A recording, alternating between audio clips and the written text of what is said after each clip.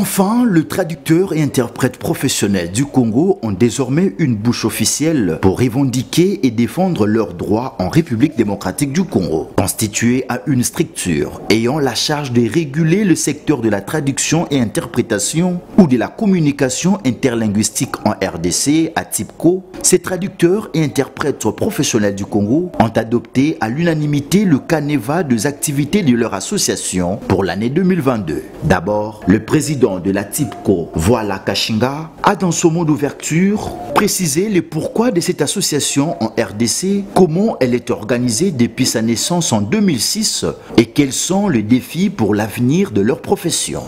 Mon propos de ce jour est une invitation à nous unir et à fédérer nos efforts afin que nos droits soient reconnus. Pourquoi une association professionnelle des traducteurs en République démocratique du Congo? Je vous rappelle la recommandation de Nairobi, de l'UNESCO, qui a été votée par l'ONU en 1976. Et cette résolution a été ratifiée par notre pays. Et cette résolution est le document fondateur de la profession au niveau international des traducteurs et interprètes. Nous avons aussi la ratification de la RDC à toutes les recommandations et résolutions de l'ONU. Comment nous sommes organisés jusqu'à ce jour? Les membres de la DRC Translation et de la TIPCO se sont convenus de faire un corps et que tous nous soyons ensemble. Quand vous travaillez dans le milieu multilingue, les défis sont multiformes. Nous allons travailler sur le plan juridique, par exemple. Pourquoi ne pas avoir l'ordre des professionnels des langues ici en République démocratique du Congo? Le marché est entre les mains des amateurs.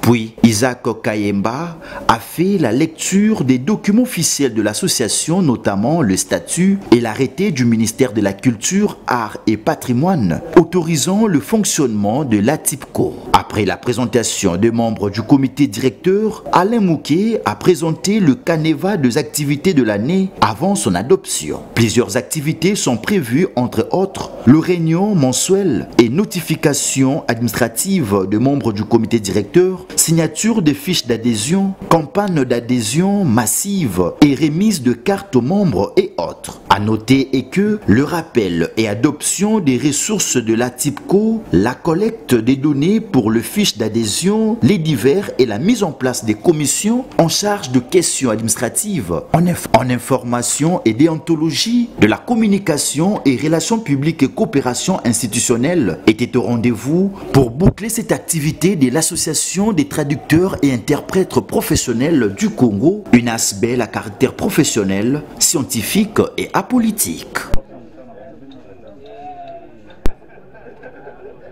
Vous pouvez m'aider?